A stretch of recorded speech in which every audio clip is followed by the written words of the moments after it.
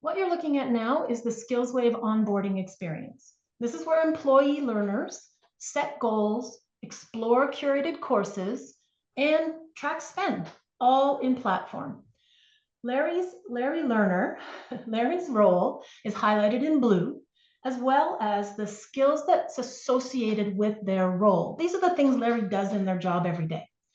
Now, if for any reason, maybe Larry's company uses very creatively worded role titles and Larry's skill profile isn't quite right, that's okay.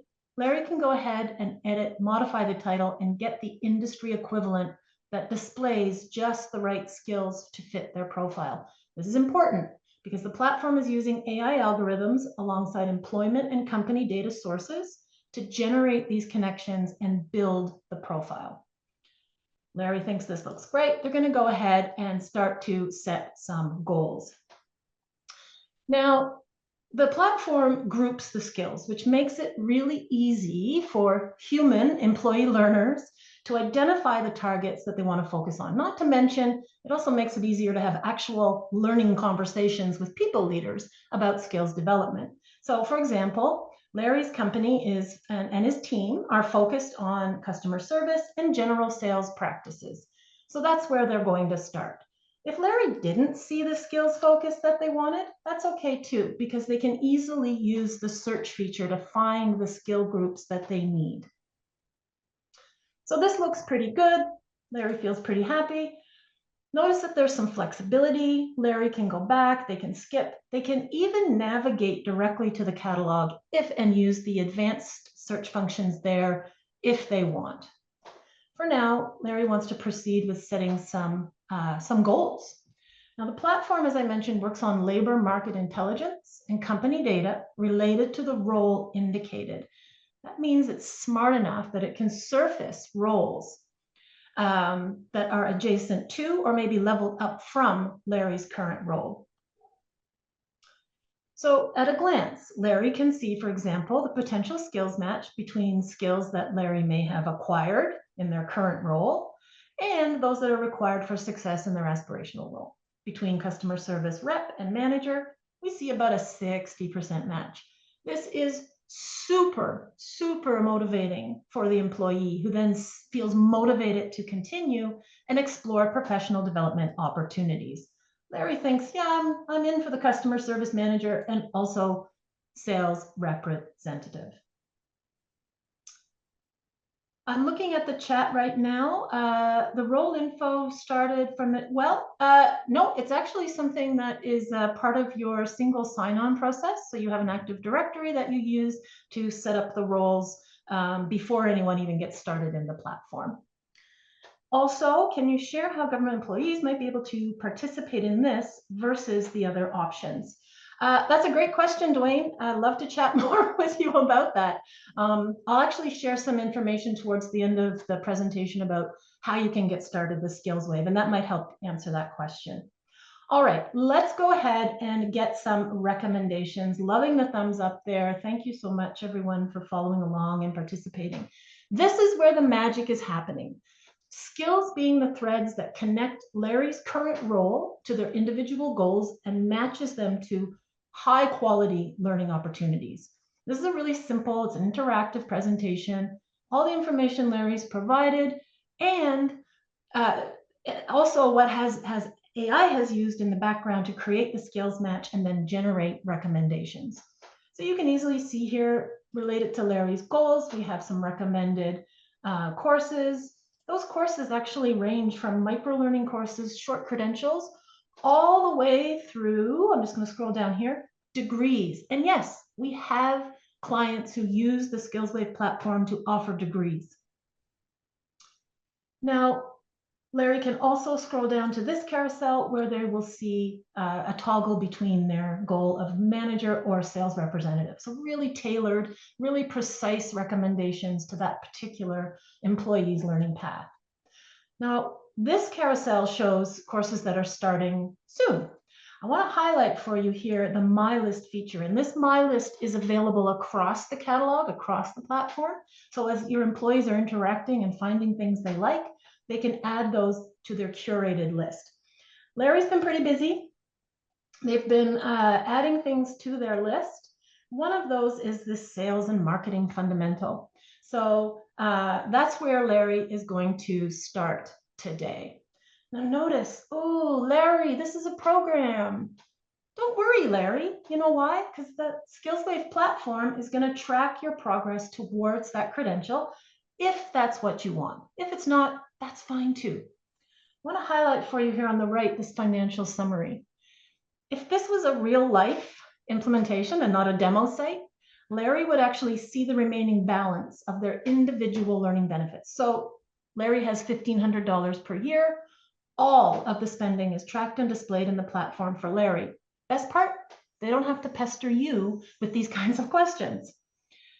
Folks, I'm curious. Give me a thumbs up. Here's my question. I'm really curious about this one. Give me a thumbs up if you are manually managing course and credential completion or skills development along with employee spend. Are you doing this manually currently? Yeah, I'm seeing lots of thumbs up coming there. Look, from my own experience, I did this with Excel. Honest to goodness, this is how we do things traditionally, right?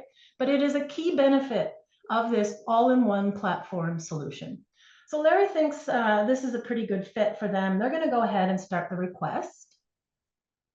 Everything is happening directly in the platform. We see here that the program consists of some various courses. Larry thinks, yep, I'm starting with this one on effective selling. I want to highlight this next section for you, the motivation text box. And the reason why this is important, there's a couple things happening here. First of all, whatever Larry types in there becomes part of your data record. Also, this is your opportunity to make sure that your employees are engaging in the learning opportunities that are important for your organization, for their department, and for their individual growth. So they're going to be providing you that information, confirming that they actually understand why they're in this learning program. A lot of the information, so related to that auto-population of the role, a lot of Larry's information is auto-populated into the platform. I'm going to give you a little insider tip here. You can add a custom attribute here, and I see clients do this all the time, that tracks spend towards a particular project or departmental budget code. It could be a drop-down. So easy for you to go back and reconcile against those different accounts. Okay, so now Larry thinks, okay, I'm ready to go. Oh, no, Larry, there's some terms of use that you have to accept. Pretty straightforward. You accept the terms of use and move on. However, this is another opportunity for you. What I often see is that clients will add a self-attestation kind of line here, something along the lines of, I've had a conversation with my people leader. I have permission to proceed with this request, something like that, right? Again, super helpful for you in terms of your reconciliation, and also cuts down on some of those emails and questions that I know you're dealing with in your busy day. Notice again to this point, there's no one reached out to you, the L&D leaders. I gotta ask, do you like the idea of this automation while also giving more ownership of the registration and budget management to employees? And employees includes people leaders. Is there anyone on board with that kind of functionality? Yeah, got a few people there. Anyone have questions to this point about the functionality or want to comment? Go right ahead and add those to the chat. Be approved. Is there approval feature for managers after the employee selects the course? Stay tuned, Michael. You're going to see it. Stay tuned. All right. There's some actually really interesting things that are happening automatically, and you still haven't intervened, right? Larry sees, for example, the progress of the request. Not asking you, they can see it. All of the information they've submitted. If they want to cancel, they can, but Larry thinks this is great. He could also suggest the course if he wanted. Let's say Larry was a people manager and they want their whole team to get in on this learning opportunity. They can do that here as well. Now, submitting the request, as I mentioned, triggers the approval workflows. Approval workflows are automated, thus reducing administration work. So I'm going to bring over Mandy Manager for you. Mandy is Larry's people manager. They're notified and they navigate to this requests feature in the platform. She can easily see there's the course that Larry is looking to register for. And they can also see, they will see that full financial summary that I mentioned before. And they have the option to decline or approve this request directly in the platform. Again, Mandy will add some comments.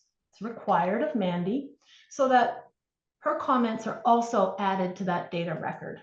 She goes ahead, approves the request, and notice that in real time, your request moves to the next step. So we have, this is a demo, short demo today. So, you know, I'll just explain kind of what's happening in those next steps before I move into ROI. But Larry's notified, they've been approved for their course registration, and they do all of that without ever having to talk to you. And then on the other side, once the course requirements have been completed, the learning provider then updates the SkillsWave platform. All of those interactions, all of this information is stored for you to access, track skills achievement, making it easier for you to support organizational planning and employee development. Now, let's look at where you're going to get into the, let's find Sally here. Oh, pardon me one second. I'm just going to get Sally sponsor. Now, while I'm loading up her profile in the demo site, I want to explain to you what the sponsor role is. The sponsor role is the person who you've given permission to, so you decide who that is. This is Sally sponsor, who will then have an additional icon here in the top nav bar to give them access to this dashboard and all of the data in the platform. So quick overview, who's using the platform, how many people are logging in over the last 90 days. Comparatively speaking, we're up about 1% since the previous 90 days. How many people have been approved, declined? How many people have registered? How many people have completed at a quick glance, right? Obviously, you have deeper insights into who it is, which department, which course, all of those things as well. But most importantly, on a daily basis, you probably want a quick glance at investment, right? How much have we spent so far? Notice this other line, cost to employees. Let's say you've set up that $1,500 spending limit. Larry says, I really want to invest. I want to go over and above that limit. That's okay. The platform manages all of the payment functionality for you. You don't have to do anything. Larry handles it in the platform, but you do get to see how much is being spent. And of course, in the individual records, you can see who is spending that additional top up. Some of the things I really like about this dashboard is the skills demand trends. So at a glance, I can see these are the things, these are the skill sets, the skill groups that my employees are focusing on. I can also see the top programs and even departments. Sometimes this can be a little surprising, I know from experience.